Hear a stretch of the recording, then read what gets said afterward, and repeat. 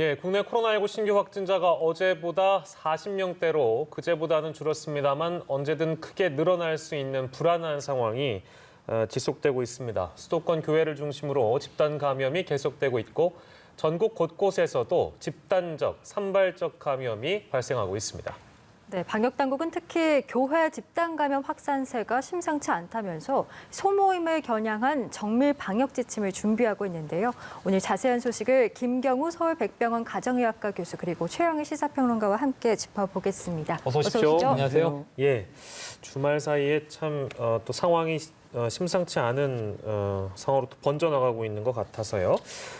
지금 수도권을 포함해서 광주, 대전, 대구, 부산, 전북뿐만 아니라 수로 따지면 11개 정도 시도에서 감염 사례가 나와서요. 전국적으로 이게 번지는 게 아니냐라는 좀 큰 우려가 나오고 있는 상황입니다. 교수께서는 오늘 상황 어떻게 좀 진단을 하고 계세요? 네, 말씀하신 것처럼 이제 전국적으로 확산 가능성이 충분히 있고요. 소규모 집단 감염이 계속 끊이지 않고 있는데 지금 우려했던 어떤 대규모 집단 감염 사례는 보고되고 있지 않아서 이제 흔히 말하는 뭐 터질 게 터졌다라는 사건은 아직 보이지 않고 하루하루 좀 위태위태스러울 수도 있고 큰 집단 감염이 생기지 않는 것은 어떻게 보면 좀 그동안 그 고위험 집단에 대해서 선제적인 방역 조치 노력들이 좀 어느 정도 성공적이지 않나 이렇게 또 반대로 생각해 볼 수 있을 것 같고요. 예. 말씀하신 것처럼 아직도 경로를 모르는 깜깜이 환자들이 계속 발생하고 있고 그 환자들은 어느 집단 감염하고 관련되어 있을지 모르고 또 그분들끼리 또 집단 감염이 계속 이어지고 있고 예. 또 이제 동선을 추적하는 과정에서도 확진자분들이 동선을 진술하는 과정에서 조금 혼란스럽게 얘기를 하시게 되면은 그만큼 접촉자 파악이 좀 늦어져서 또 추가적인 전파가 일어난다든지 이런 사례들이 계속 조금 보이고 있어서 아직은 여러 가지 노력을 하고 있지만 크게 증가하지 않는 상태에서 계속 끊이지 않고 이어지고 있다는 점이 좀 우려스러운 점이라고 할 수 있겠습니다. 네, 그 지역별로 좀 살펴보면 일단 대전의 상황을 짚고 싶은데 지금 대전에서 추가 감염이 끊이질 않고 있습니다. 네. 이번에는 어린이집 원장이 또 확진 맞습니다. 판정을 받아서 지금 지역 어린이집이 모두 휴원을 했다고 하더라고요. 전체 휴원이고요. 이 다음 달 5일까지 약 일주일 동안 전체가 문을 닫았습니다. 그 이유는 이제 확진자가 나왔기 때문이고요. 어제 기준으로 보면은 이 대전에서 2명의 추가 확진자가 있는데 이게 2명이 아니고 그제로 보면은 더 많습니다. 원 구성과 관련된 여야의 갈등 속에서 오늘 본회의가 열렸는데요. 미래통합당은 불참했습니다. 기존에 어떤 여야 간의 의견이 있었는지 저희가 이 시간을 통해 다 설명을 드리지는 않을 텐데 박병석 의장이 처음에 오늘 2시 본회의가 원래 7시였다가 또 2시로 지금 옮겨진 상황인데요. 오늘 2시 본회의가 개의될 수밖에 없었던 그 이유에 대해 설명했고 오늘 올라가는 안건들에 대한 설명을 하다가 저희가 도중에 나왔습니다. 네, 따라서 이제 민주당이 18개 상임위원장을 모두 맡기로 됐고 또 정보위를 제외한 11개 상임위원장을 선출할 예정이라는 것까지 들어볼 수 있었습니다. 이렇게 되면 여야가 상임위원장 자리를 나눠 가졌던 관례가 32년 만에 깨지게 됩니다. 예. 오늘 오전만 하더라도 어느 정도 합의하지 않을까 이런 그렇습니다. 의견도 있었고 그래서 이렇게 될 거라고는 사실 저는 맞습니다. 예상하지 못했습니다만. 그럼에도 불구하고 어제 저녁에는 좀 고무적인 분위기가 나왔어요. 예. 이게 여야 대변인들이 자 내일 오전을 기대해보자. 좀 극적인 타결이 있을 것도 같다. 또 이 배현진 통합당 대변인도 내일 오전에 좀 좋은 소식 기다려달라. 이런 취지로 기자들에게 이야기를 했고 예. 어제 무려 3시간 반 넘게 네. 저녁 식사를 죽 도시락을 시켜 먹으면서 여야 원내대표와 박병석 의장이 머리를 맞댔었거든요. 그리고 상당히 의견이 좁혀졌다는 얘기까지 나왔고 오늘 오전에 이제 마지막 협상을 위한 자리가 있었는데 안타깝게도 이제 점심 전에 결렬이라는 이야기가 나왔습니다. 예. 오후 2시에 본회의는 강행 예정이었고요. 아까 박병석 국회의장이 밝힌 것은 자 위원장은 다 그러면 민주당이 해라라고 하는 의견을 통합당 측에서 전해왔고 네. 대신 상임위원들이 배정돼야 됩니다. 18개 상임위에. 예. 이 위원으로 참여할 의원 명단은 저녁 6시까지 제출하기로 해서 예. 7시로 미뤘던 건데 그다음에 다시 통합당이 연락 와서 오늘은 위원 명단도 제출하지 않겠다. 이렇게 되면 이제 오늘 17개 정보위는 국회법 때문에 여야 합의가 아니면은 원구성이 불가능합니다. 그래서 이제 이 한 위원회만 빼고 17개가 오늘 정해지는 거고요. 그렇다면은 이제 상임위원들은 지금 이제 직권으로 아마 박병석 의장이 강제 배정할 가능성이 높고요. 예. 그 이후에 이제 혹시라도 통합당이 이제 어느 시점인가 참여하게 되면 위원은 이제 바꿀 수가 있습니다. 그런데 문제는 이제 어느 시점에 경색이 풀리겠는가. 예. 오늘 결국은 한 달 싸워온 법사위원장 때문에 벌어진 일이거든요. 네. 이것은 결국은 말씀하신 대로 1987년 5월 이후 처음으로 여당이 18개 상임위원장을 다 가져가는 기록이 남게 됐고요. 그다음에 7월이 이제 내일 모레이기 때문에 예. 바로 또 이어서 공수처장 후보 선정 문제로 여야는 또 격돌할 것 같습니다. 예. 아무튼 예, 말씀하세요. 네, 여야가 이렇게 상임위를 이제 여당이 단독으로 구성을 하게 되면 아무래도 반쪽 국회라는 그 비판과 또 네네. 여당으로서는 부담도 만만치 않을 것 같은데요. 그렇습니다. 일단은 이제 보이콧이 언제까지 갈지 모르지만 지금 제1야당이고 103석 의석인 통합당이 계속 참여하지 않으면 말씀하신 대로 이제 반쪽 국회라는 비판이 커지는데 그럼에도 불구하고 또 결단할 수밖에 없었던 것은 아까 박병석 국회의장의 표정이 상당히 비장했는데요. 네.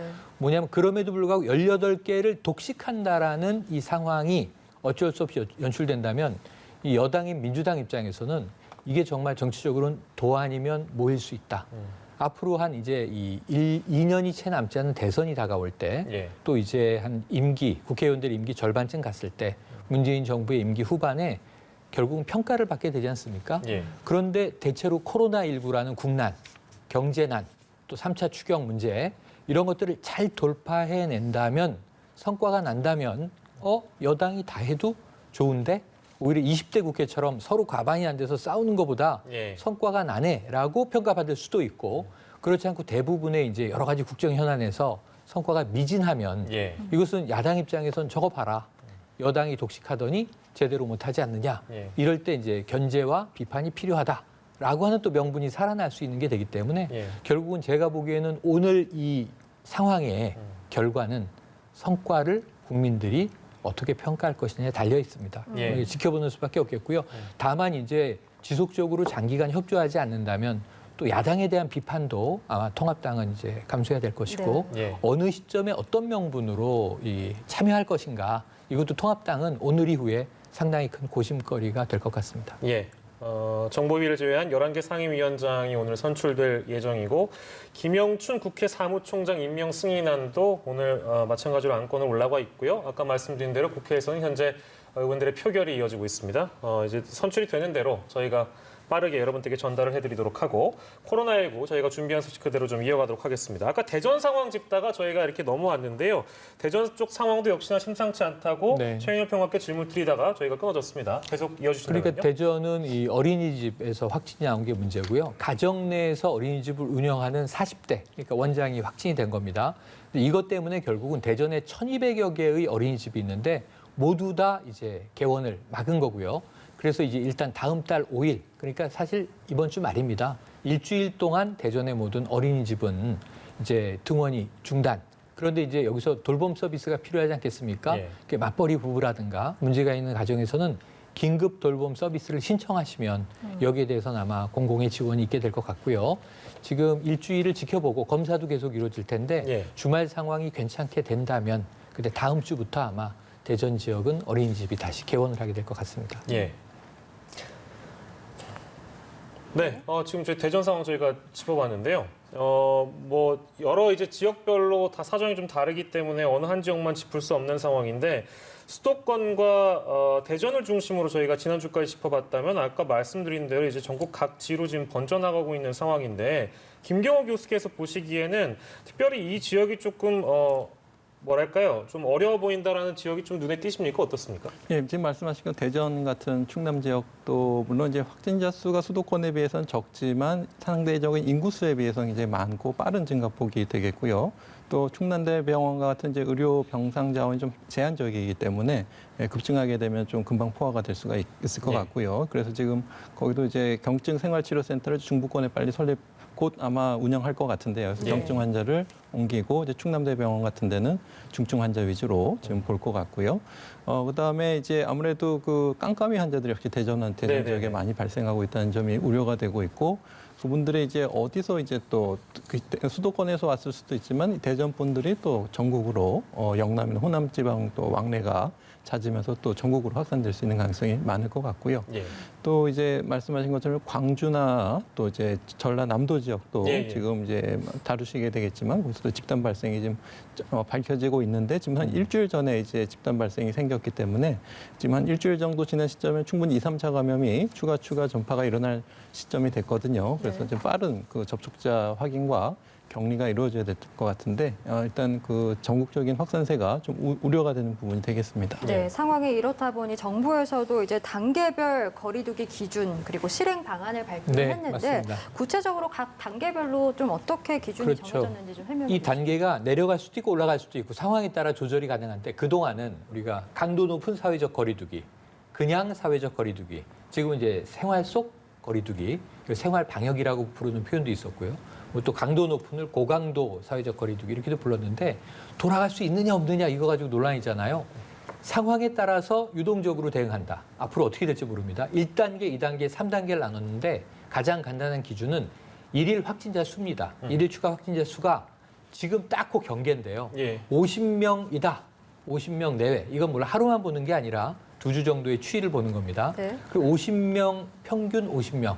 그러면 이제 1단계에 속합니다. 그 아래로는. 또 50명을 넘어서 100명 사이를 왔다 갔다 하게 되면 2단계로 올라가게 되고요. 100명을 넘어서 한 100명 이상 200명까지. 그러니까 세 자릿수를 찍게 된다고 한다면 예. 3단계로 간다. 우선 가장 기본적인 기준은 이렇게 보시면 되겠습니다. 예. 근데 이게 그 모임이나 뭐랄까요? 이 행사 관련 기준이 좀 헷갈리는 분들이 계신다고 네. 해가지고 요거 좀 정리를 해야 될 것 같아요. 요것도 모임 인원 기준에 대해서 명시를 한 거죠, 그렇다면? 맞습니다. 그러니까 1단계, 2단계, 3단계를 정한 이유가 예, 예. 이 단계에 돌입하게 되면 허용되는 게 있고 허용되지 않는 게 있습니다. 예. 네. 1단계는 대체로 허용됩니다. 뭐가 허용되느냐? 지금 고위험군으로 돼 있는 지역이 예. 그 군이 처음에 8개 플러스 4개가 더 돼 있어요. 네. 12개예요. 이러면 300명 이상의 학원이라든가 예. 처음에는 이제 클럽, 유흥, 주점 등이었고요. 그 다음에 추가된 게 아시지만 뷔페 식당 등. 네네. 그러니까 이제 여기 물류센터 다단계 이렇게 포함된단 말이죠.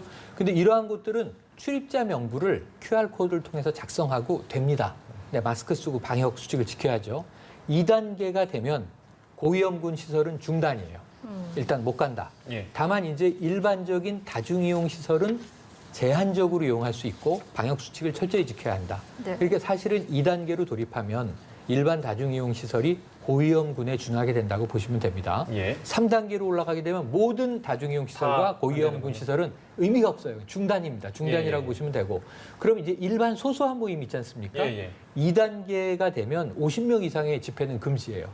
그럼 뭐가 안 되냐면 결혼식이 문제가 생깁니다. 그렇겠네요. 2단계로 올라가면 아. 실내 예식장에서 이루어지는 결혼식은 정말 50명 이내로 가족 단위로 하는 결혼식이라면 모르겠으나 예. 또는 거리를 넓게 잡은 야외 결혼식이라면 모르겠으나 일반 웨딩홀 결혼식은 예. 중단된다.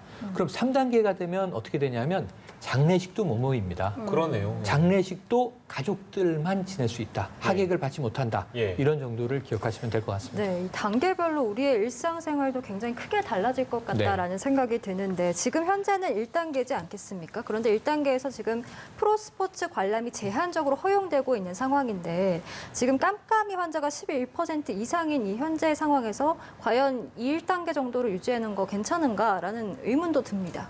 예, 맞습니다. 그래서 그 단계별 그 강화 조치의 지표 중에 하나가 일일 확진자 수도 있지만 말씀하신 깜깜이 환자 비율도 있거든요. 그래서 네. 1단계는 5% 미만이 이제 1단계인데 지금 말씀하신 것처럼 11%면 2단계 내지 3단계에 해당되는 깜깜이 환자 비율이 많다는 것은 그만큼 언제든지 집단 감염이 예상치 못한 곳에서 생길 수 있다는 것을 뜻하기 때문에 예. 중요할 수가 있겠는데요. 그래서 일단은 그 방역 당국에서는 이 모든 기준이 다 충족돼야지 단계별 이동을 낮추거나 올리거나 하는 기준을 적용하겠다고 발표는 했는데요. 예. 물론 이제 지금 모든 기준이 2단계 기준은 아니기 때문에 지금 1단계를 적용한다고는 하지만 예. 아직도 좀 위험성이 잔존해 있고 지역으로 확산되고 있는 추세고 특히 깜깜이 환자 비율도 좀 증가 추세이기 때문에 전혀 안심할 수 있는 상황이 아니거든요. 예. 그래서 말씀하신 것처럼 이제 스포츠 관람 같은 경우에도 방역 수칙을 철저하게 준수하는 선에서 제한적으로 관람할 수 있게 한다라는 것이 1단계 조치인데 그것이 얼만큼 방역 조치가 잘 만들어져 있고 현실성이 있는가, 현실적으로 잘 적용될 수 있을 것인가, 그것에 대한 것이 아직 좀 의문이 남아있기 때문에 스포츠 관람, 제한적인 관람은 굉장히 신중하게 접근해야 될 것 같고요. 지금 학교 같은 경우에도 지역별로는 그 등교와 이제 온라인 수업을 병행하고 있지만 또 감염 위험이 높은 데는 이제 최소 인원만 등교하게 해서 밀집도를 낮추는 이것은 또 이제 2단계에 해당되는 조치가 되겠는데요. 네. 그것이 지역별로 적용되고 있기 때문에 아직은 지역적인 위험성이 충분히 남아있는 상태에서는 스포츠 관람은 굉장히 좀 신중하게 접근해야 될 것 같은 생각이 듭니다. 예, 그 시간 순으로 보면 이제 정부에서 1단계, 2단계, 3단계 나누거나 사회적 거리두기 얘기를 하고 있는데 문체부에서 발표할 때 이제 이 부분이 뭐 예를 들면 정부에서 발표할 때 그 프로스포츠 관람을 제한적으로 허용한다. 그러니까 많은 분들이 뭔가 좀 따로 노는 것 같다라고 이제 지적하는 분들이 분명히 계시긴 한데 그러니까 어쨌든 우려가 나오고 있는 상황이라 네. 뭐 이제 똑같은 질문인데요. 최영일 평론가도 좀 들어봐야 될 것 같아서 이게 잘 지켜질지도 의문이긴 합니다, 사실은. 지켜져야 되겠죠. 지켜지도록 또 해야 되겠죠. 그런데 예. 이제 이게 우려가 있어요. 해외에서 먼저 우려가 나옵니다. 엊그제 이 EPL이라 그러죠. 잉글리시 네네네. 프리미어 리그에서 리버풀이 드디어 이제 우승 결정을 했어요. 네. 이게 한 8경기 남기고 중단된 바람에 올해 가서 이번 시즌이 다 취소될 것이냐 말 것이냐 하다가 다 간신히 재개됐는데 예. 영국은 지금 세계 5번째로 확진자가 많이 나오고 있습니다. 네네. 상당히 위험하거든요. 총리도 확진됐다가 겨우 이제 치료돼서 나왔고요. 그런데 이 우승의 기쁨에 팬들이 끌어안은 거예요. 그러니까 이게 문제죠. 지금 그렇죠. 사실 우리는 그동안은 무관중 경기였고요. 예. 프로야구가. 이번 금요일부터 제한적 허용을 하는데 자 경기장에 들어갈 수 있는 입장객 수의 한 30%, 예. 3분의 1 정도만. 그럼 사실은 한 3자리씩 뛰고 앉는다 생각하시면 되거든요. 그리고 과거처럼 맥주도 못 마시고 네. 치맥이라든가 먹는 거 안 됩니다. 예. 마스크 쓰고 관람해야 되는데 스포츠의 가장 강점이 이번엔 약점이 되는 거예요. 그게 뭐냐 열광을 일으켜내는 건데 예, 예. 예를 들면 한화가 18연패를 벗어났다.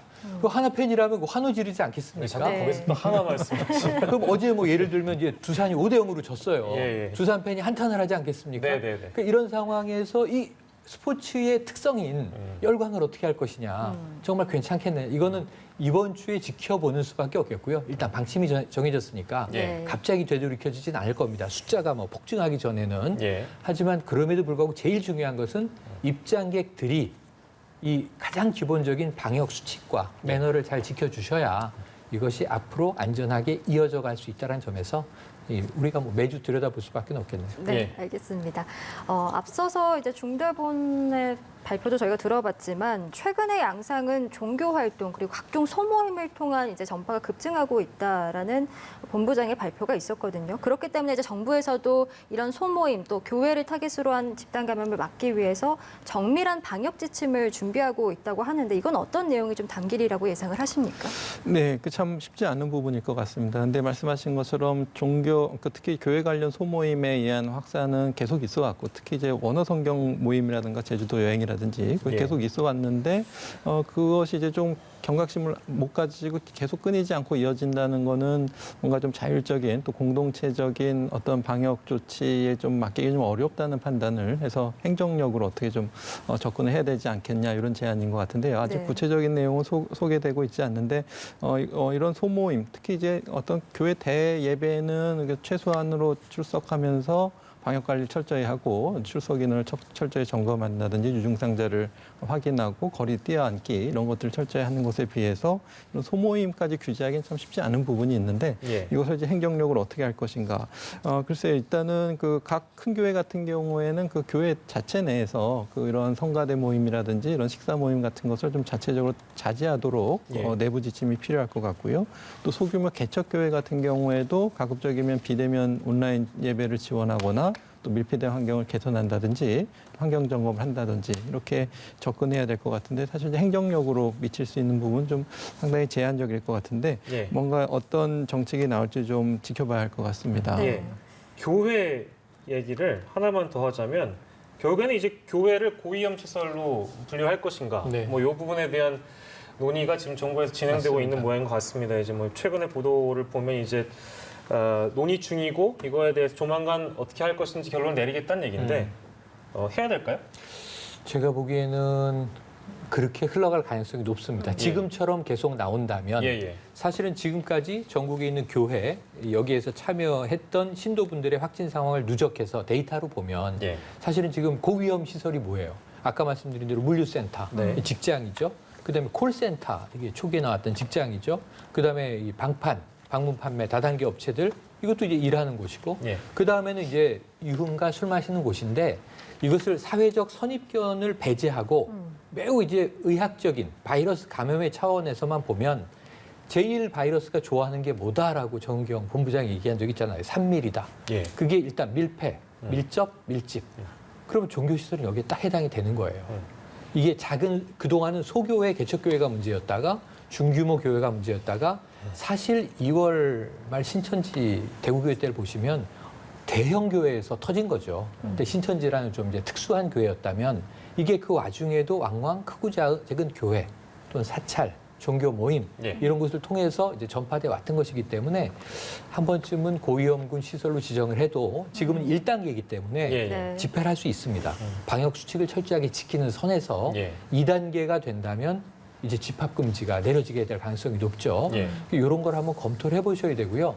제가 보기에는 그게 이제 대형 교회든 뭐 소교회든 예배나 혹은 사찰의 법회 예. 또 성당의 미사는 큰 위험은 없다는 게 방역 당국의 이야기인데 예, 예. 그 전후로 이어지는 소모임이 문제라는 거예요.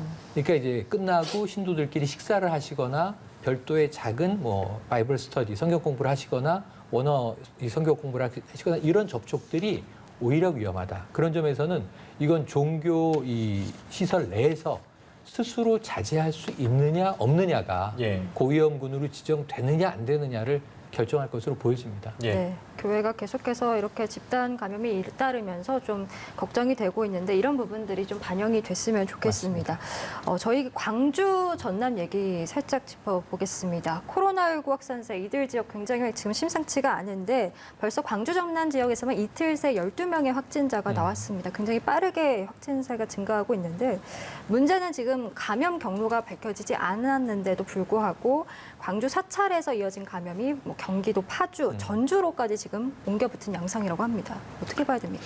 네, 처음에 이 감염이 인지된 것은 이제 60대 자매 분이 이제 24일 날 증상이 생기셨는데 뭐 여러 동선이 있지만 이제 23일 날 광주의 광륵사를 방문하신 게 있었고 방문하셨을 때 그 스님께서도 같이 감염이 됐고 또 광릉사에 접촉됐던 76명을 지금 역학조사 중인데 그중에서 지금 9명이 지금 확진된 상태인데 이 사찰에 방문했던 사람들은 주로 광주 지역도 계시지만 전북이라든지 파주라든지 전국에서 또 오신 경우도 있기 때문에 또 실제로 전북 한 분, 파주 한 분이 이제 확진이 됐고요.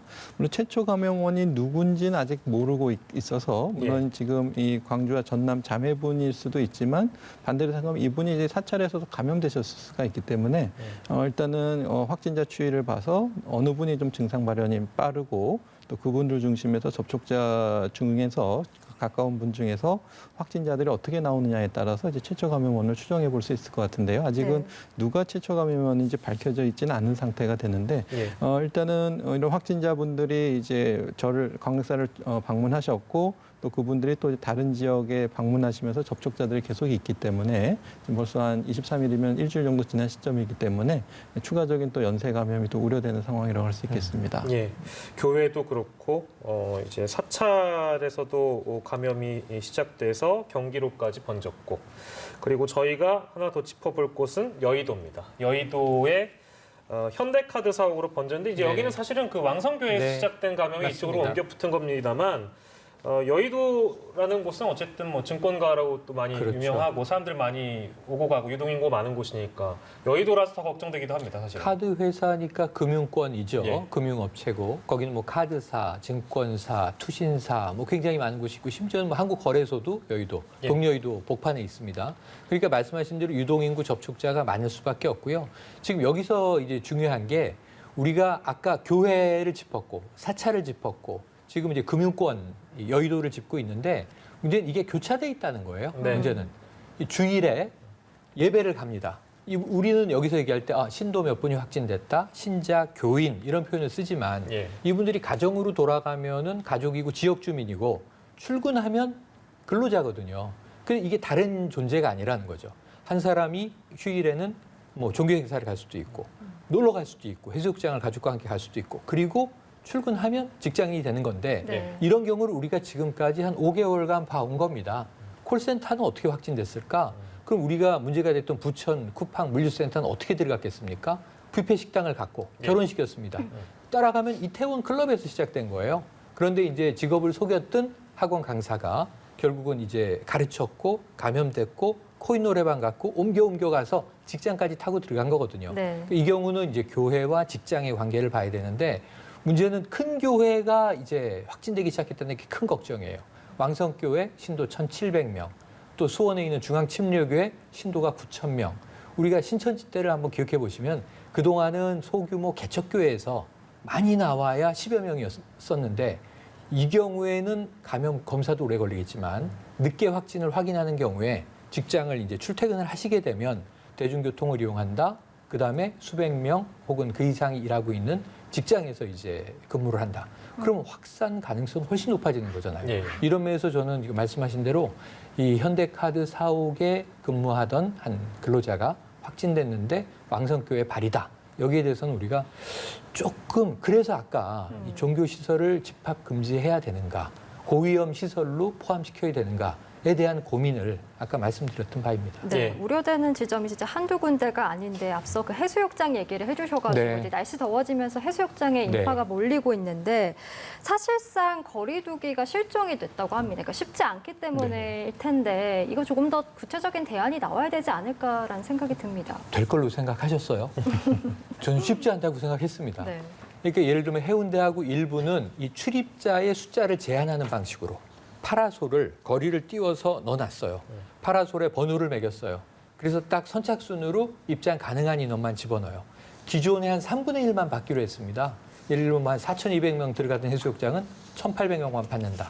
그리고 이제 또 전남 쪽 해수욕장 14곳은 인터넷 예약제를 실시해요. 그래서 입장객 수를 제한하는 것은 조절할 수 있다고 봐요. 근데 들어가서는 통제가 되겠냐는 거죠. 왜냐하면 해안선이라는 게 이렇게 선입니다. 파도가 들어왔다 나갔다 밀물썰이 서 있잖아요. 그럼 그쪽으로 사람이 몰리죠. 도대체 이 해수욕장에 오하열을 맞춰서 사람들이 표준적으로 분포할 이유가 없잖아요. 예. 바다에 발 담그러 거기까지 간 건데. 네네. 또 그 다음에 매점이 그럼 한 뭐 100개 있습니까? 매점 수는 몇 개 안 됩니다. 네. 그럼 아이스크림하고 음료 먹으려면 글로 몰리잖아요. 이걸 애초에 방역당국이 예상 못했던 것이 아니라 예. 그 얘기를 했습니다. 매점을 주의하라. 그다음에 물가를 주의하라. 물 안보다도 물가에 사람들이 모이는 것을 주의하라 얘기했지만 사실 사람들이 놀러 가서 이러한 것들을 하루 종일 인식하고 지킨다는 것은 쉽지 않은 일이다. 샤워실, 화장실, 매점 그리고 이 물가 이곳은 피하기가 어려우므로 결국은 조금 더 강화된 방식의 통제를 생각해야 되는 거 아닌가 하는 생각을 해봅니다. 네, 해수욕장 통제 또 어떻게 해야 되는지 고민거리가 하나 더 늘었습니다. 오늘 이 시간은요, 최영일 식사평론가와 함께했고요. 이어서 사건 큐브는 김경호 교수도 함께 더 해주시겠습니다. 고맙습니다. 고맙습니다. 네.